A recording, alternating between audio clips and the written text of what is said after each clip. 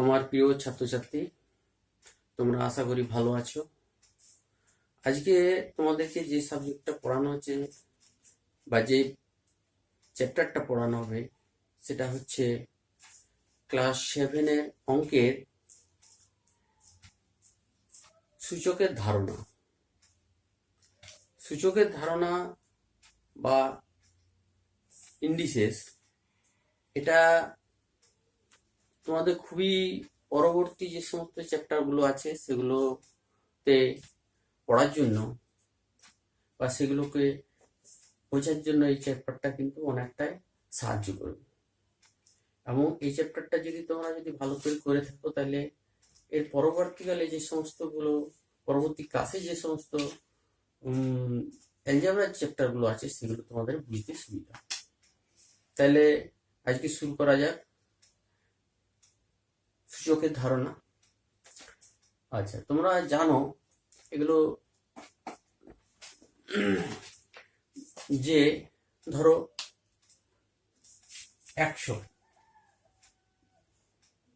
100টা আমরা লিখতে পারি কি 10 গুণিত 10। 10 গুণিত 10 হচ্ছে 100।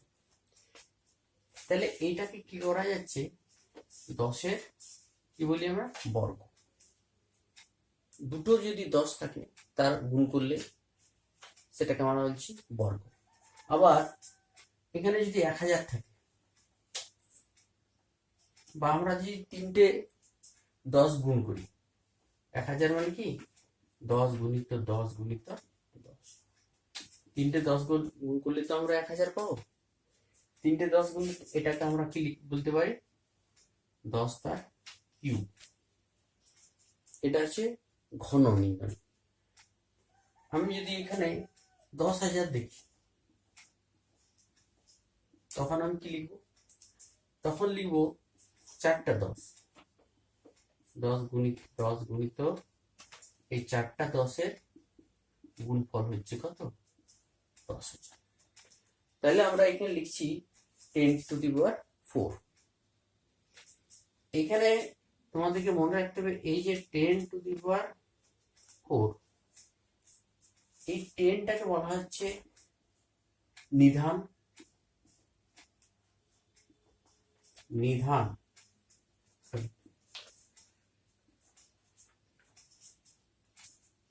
আর এই উপরে 4টাকে বলা হচ্ছে কি সূচক। 10টা হচ্ছে নিধান। এখানে কোথায় লেখা আছে সূচকটা, ঠিক 10-এর উপরে নয়, পাশেও নয়, ঠিক কোনাকুনি। এখানে শুধুমাত্র যে ধ্রুবক সংখ্যা তা নয়, এখানে যদি এক্স, ওয়াই, এ এই চলরাশিগুলো যদি গুণ করা হয়, তাহলে দেখো এক্স গুণিত এক্স গুণিত এক্স গুণিত এক্স, কটা এক্স হলো, 4টা। তাহলে এটাকেও আমি কি লিখতে পারি, x⁴। তাহলে এখানে কি নিধান হচ্ছে এক্স আর সূচক হচ্ছে 4। তাহলে এবার যদি 3 যদি থাকে, 3 গুণিত 3 গুণিত 3 গুণিত 3 গুণিত 3 গুণিত 3, এটা কত লিখতে পারি, 1 2 3 4 5 6, তাহলে 3⁶। তাহলে এখানে নির্ধারণ হচ্ছে 3 আর সূচক হচ্ছে 6।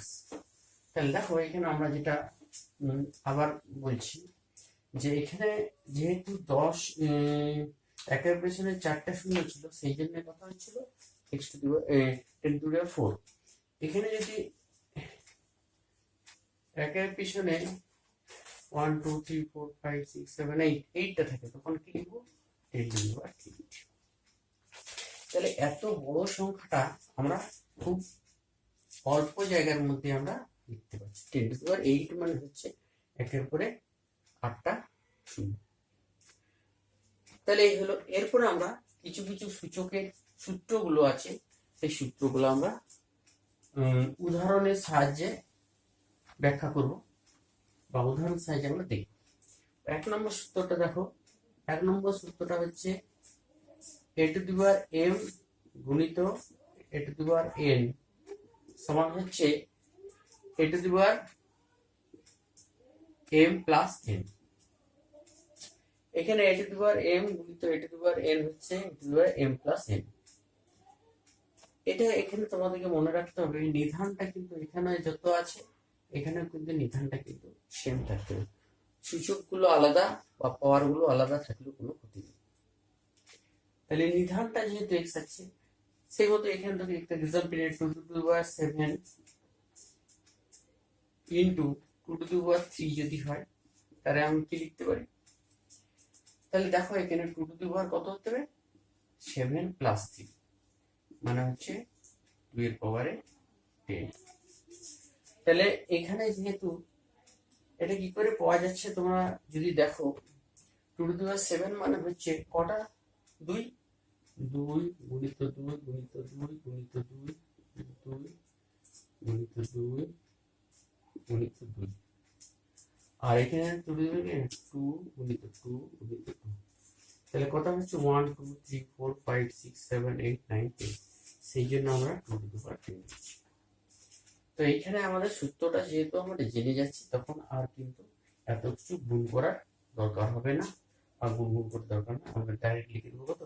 2 টু দি পাওয়ার 10। এখন দেখো এর পরবর্তী যে এক্সাম্পলটা আছে, এখানে যদি গুণ না দিয়ে আমি যদি ভাগ দিতাম তখন কি হতো? এ টু দি পাওয়ার এম ভাজিত a to the power n সমান কি এখানে কি করে লিখতাম? 2 নম্বরটা তখন কিন্তু মাইনাস হয়ে যেত। তাহলে 2 নম্বর সূত্রটা যদি আমি যদি a to the power m আর এ টু দি পাওয়ার ভাজিত a to the power n তখন কি a to the power m minus n. এখন ধরো এখানে যদি একটা example 2 to the power 5 divided 2 to the power 3 কি হবে? এখানে বেস দুটো যেহেতু সমান আছে তখন আমি এটা লিখতে পারি কি 2 টু দি পাওয়ার 5 মাইনাস 3 তার মানে কত? 2 to the power that is equal to কত? 4। তাহলে এখানে আমরা দেখতে পাচ্ছি যদি ভাগ থাকে, এখানে যেমন গুণ ছিল তখন যোগ হয়ে যাচ্ছিল, ভাগ থাকলে তখন কি হচ্ছে? বিয়োগ হয়ে যাচ্ছে।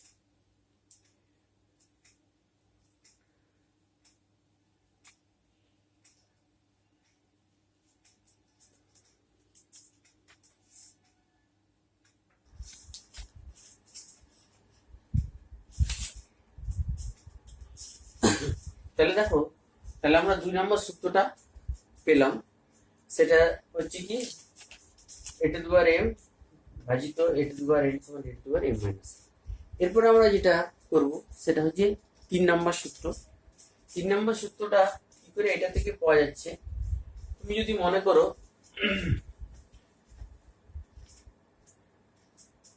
এখানে a to the power m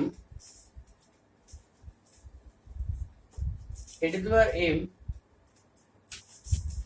divided a to the power n, তখন আমরা কি লিখতে পারি?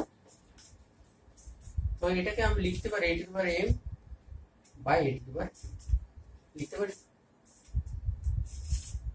সমান কি হচ্ছে? কাটাকাটি যদি দুটোই অনুমান হয়, কিন্তু এটাকে আবার কি লিখতে পারি? A to the power m minus m সমান হচ্ছে কত? 1। তাহলে এ টু দি পাওয়ার 0 সমান হচ্ছে 1।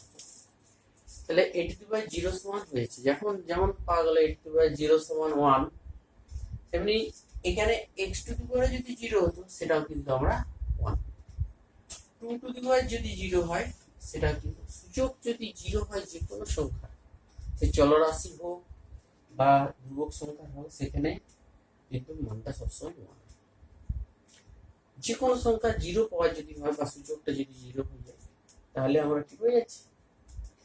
মানটা হচ্ছে 1। এরপর আমরা চলে আসছি 4 নম্বরের সূত্রটা।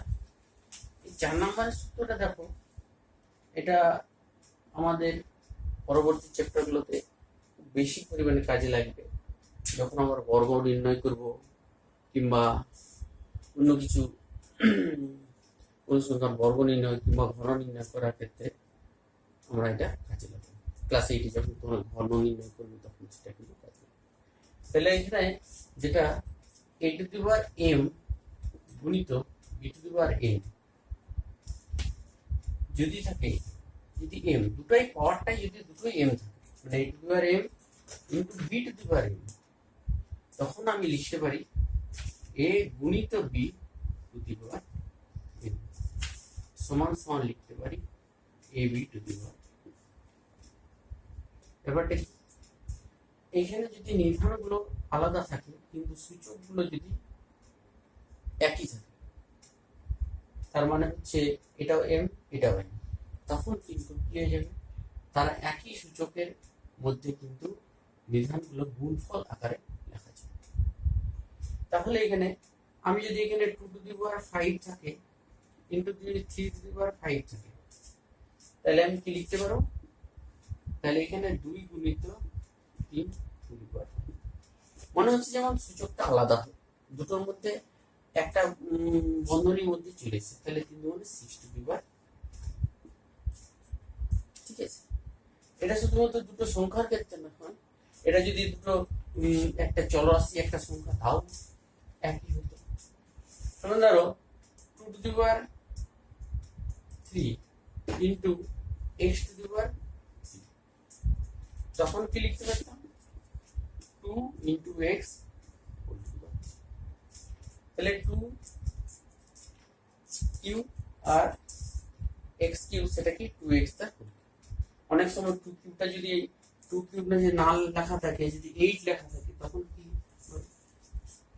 না 8 নয় 8 x কিউব যদি লেখা থাকতো তাহলে তুমি কি করতে, সেটাও করতে করতে, তাহলে 8টাকে আমরা প্রথমে কিউব করতে হতো, তারপরে x কিউব, তখন আমরা কি 2x তার কিউব। এটা যেমন এই দিক থেকে যেমন ওই পাশে লেখে ওই দিকটা যদি থাকে তাও কিন্তু এই দিকটা লেখা যায়। তার মানে দেখো এটা যদি এরকম থাকতো 3x তার 4, 3x তার 4, তখন কি লিখতে পারতাম 3 4 3 to the power 4 into x to the power 3 to the power 4 মানে কত 81, তাহলে 81 x4 টাকে আমরা কি লিখতে পারি 3x তার। এখানে যদি 5a তার কিউ বা স্কয়ার থাকে, তাহলে কি 5 স্কয়ার ইনটু a তার স্কয়ার, 5 স্কয়ার মানে 25 স্কয়ার, তাহলে 25 স্কয়ারটাকে আমি 5a তার হোল স্কয়ার হিসেবে লিখতে পারি, এবং 5 তার হোল স্কয়ারটাকে আমরা 25 স্কয়ার হিসেবে লিখতে পারি। এটা তোমার গেল 4 নাম্বার। এটাকে যেমন গুণ হিসাবে থাকলে একটা মধ্যে চলে আসতে, এটা যদি ভাগ হিসাবে থাকতো, যেমন ধরো a two the power m, এটা যদি b two the power m টা ভাজিত থাকতো, তখন কিন্তু কি হয়ে যেত a বাই b তার m। যেহেতু এটাতে m টা সূচক, নিচেরটা তো m টা, এখানে যেটা নিধান সেটা কিন্তু আলাদা, এখানেও নিধানটা, তাহলে নিধান যদি আলাদা হয় এবং সূচকটা যদি একই হয়, তাহলে একই সূচকের মধ্যে কিন্তু দুটো নিধান ঢুকে যাচ্ছে। যেমন এখানে আরেকটা এক্সাম্পল দিচ্ছি, ধরো কেউ যদি 4 স্কয়ার বাই 3x স্কয়ার, তাহলে কি লিখতে পারি এটা 4 বাই x তার। অনেক সময় 4 স্কয়ার যদি না দেওয়া থাকে, 16 দেওয়া থাকতো x স্কয়ার, তখন তাহলে কি হতো, প্রথমে আমাকে 4 স্কয়ার করে নিতে হবে, তারপর আমাকে x স্কয়ার, তাহলে যেটা আসবে 4 বাই x তার স্কয়ার। তাহলে এইভাবে আমরা একটা বন্ধনীর মধ্যে ভাজিত হিসাবে যদি থাকে a two the power m b two the power m, সেটা একটা বন্ধনীর মধ্যে ভাজিত করে একই সূচকের মধ্যে চলে আসে। এরপরে একটা এক্সাম্পল দেখছি, ধরো 7 বাই x তার হোল স্কয়ার, তার মানে কি এটার আলাদা স্কয়ার হয়ে যাবে, 7 এর স্কয়ার আলাদা হবে আর এক্স প্লাস, তাহলে 7 স্কোয়ার মানে কত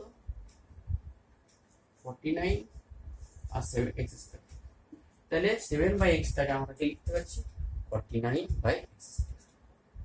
তাহলে বোঝা গেল যে 5 নম্বর সূত্রটা সেটাও কিন্তু আমরা বুঝতে পেরেছি আশা করি। এরপরে যেটা আসছে সেটা হচ্ছে 6 নম্বর সূত্রটা। এই 6 নম্বর সূত্রটা দেখো, এখানে কি আছে a⁴m তার পাওয়ার n সমান লিখতে পারি a⁴m গুণিত n।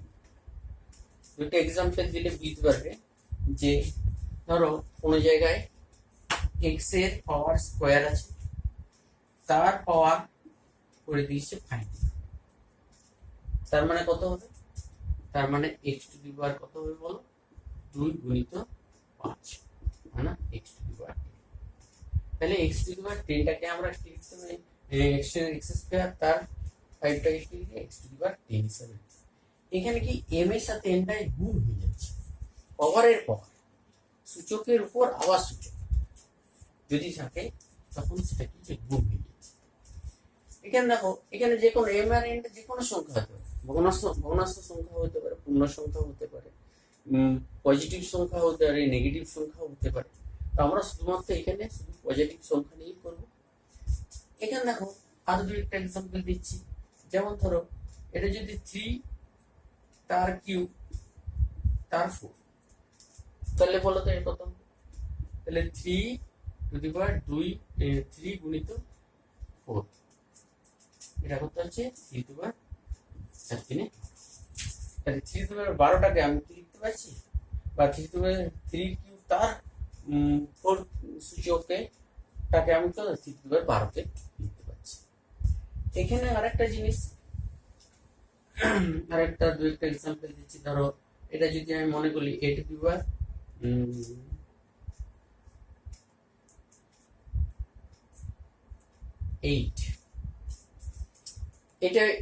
এটাকে যদি আমি সূচকের উপর সূচক লিখতে, এটাকে প্রথমে লিখতে হবে। দেখো এখানে a⁴ 2 গুণিত 4 লিখতে পারি। এটাকে আবার কি লিখতে পারি a⁴ 4 × 2 লিখতে পারি। তাহলে এটা দুটো রকম ভাবে, এটা যেমন দুটো রকম ভাবে লিখতে পারি, এটাকে কিন্তু সূচকটাকে ভগ্নাংশের সূচকের পর সূচকে আলাদা করতে গেলে তাহলে কি করতে হবে, a² তার 4 মানে a² তার 4, এটাকে লিখতে গেলে কি লিখতে হবে a⁴ তার। তাহলে আমরা কিভাবে, আমাকে যখন এই আকারে প্রকাশ করতে বলবে তখন আমি এরকম লিখবো, বাইরে যদি স্কয়ার আকার লিখতে বলে তখন আমি এরকম লিখবো, বাইরে যদি 4 আকার লিখতে বলে, সূচকটা যে 4 আকার লিখতে পারে তখন আমি 4 লিখব। দেখো আরেকটা জিনিস এখানে, তাহলে এটা হলো আরেকটা সূত্র আছে, সেটা হচ্ছে a⁻m সমান হচ্ছে 1/, এটা হচ্ছে কি কোনো একটা সংখ্যার সূচকটা যদি নেগেটিভ হয়, সেটা যদি লবে থাকে, সেটা যদি হরে নেমে আসে, তখন সেটা নেগেটিভ থাকলে পজিটিভ হয়ে যায়, পজিটিভ থাকলে। এখানে যেমন হচ্ছে কি 2⁻³ যদি থাকে, তাহলে বলো তো এটা কি লিখতে হবে 1/, কত 2⁻³ মানে এখানে মাইনাস ছিল, নিচে যখন লব থেকে যখন ঘরে চলে এটা 2 মানে কি 2⁻³ আছে নিচে, এটাকে যদি তাহলে এখানে এরকম যদি 2⁻5 থাকে, সেটা যদি আবার নিচে নেমে যায় তখন কি হয়ে যাবে 1/2⁻।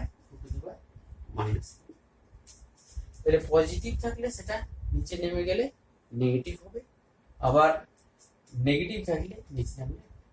অন্যরকম ভাবে আমি মনে করতে পারি যে নিচে যদি পজিটিভ থাকে উপরে গেলে নেগেটিভ হয়ে যাবে, নিচে যদি নেগেটিভ থাকে উপরে গেলে পজিটিভ হয়ে যাবে। তার মানে কি আমরা যদি এইভাবে থাকি 1/2⁻³ থাকে, তাহলে এটা উপরে গেলে কি থাকে 2⁻³ হয়ে যাবে। তার মানে হচ্ছে কি এটা সূচকটা যদি লবে থাকে, হরে এলে গেলে সূচকটার চিহ্নটা কিন্তু পজিটিভ থেকে নেগেটিভ হয়ে যাবে, নেগেটিভ থেকে পজিটিভ হয়ে যাবে। তাহলে এখানে আমরা মোটামুটি সূত্রগুলো এবং তার এক্সাম্পল গুলো আমরা দেখলাম, যাতে আশা করি তোমরা এটা ভালো করে বুঝতে পেরেছো। আর এর সংলগ্ন একটা অঙ্ক তোমার এক্সাম্পল কয়েকটা করলে তোমরা বুঝতে পারবে আরো ভালোভাবে। দেখো, বলে দেওয়া হলো যে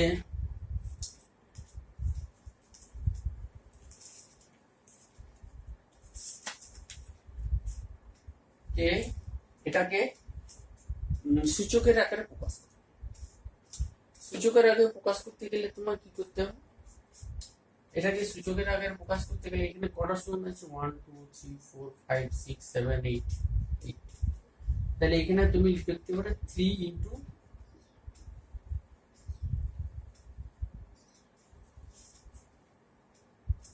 1 2 3 4 5 6 7 8। তাহলে কি হচ্ছে? 3 ইন্টু 10 টু দি পাওয়ার 8। এটা বড় বড় সংখ্যাগুলোর ক্ষেত্রে, যেগুলো আমরা যেমন পৃথিবীর ভর, পৃথিবী থেকে কোনো একটা নক্ষত্র দূরত্ব, এগুলা অনেক বড় বড়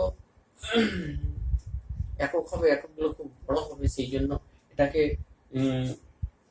এইভাবে আমরা, এটা অ্যাকচুয়ালি কি যে আলোর বেগ, আলোর বেগ কত, আলোর বেগটা আমরা এইভাবে লিখতে পারি।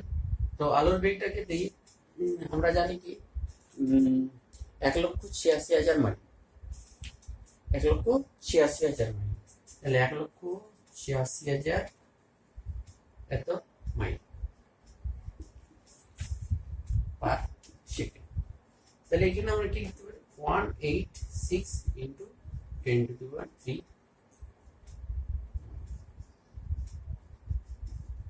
তাহলে এইভাবে আমরা সূচকের আকারে কোনো একটা জিনিসের একক কোনো একটা দৈর্ঘ্যকে আমরা মাপতে পারি, দৈর্ঘ্য মাপতে পারি, যেমন ভরও মাপতে পারি। আরেকটা এক্সাম্পল দিচ্ছি, ধরো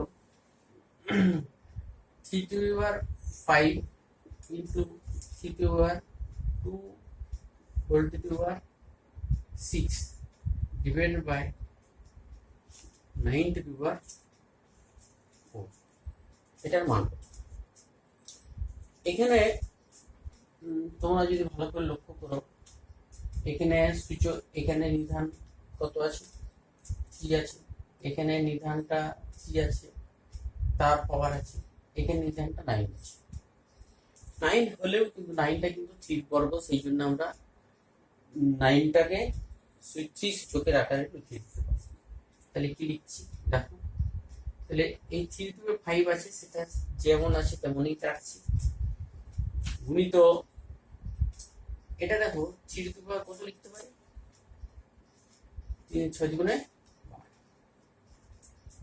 কেন? 2 আর 6 গুণ হয়ে যাবে এই সূত্র দিয়ে, 6 নম্বর সূত্র দিয়ে, সূচকের পর সূচক যদি থাকে। আর এটা দেখো 9টা মানে কি? 3 স্কয়ার লিখতে পারি, তার 4।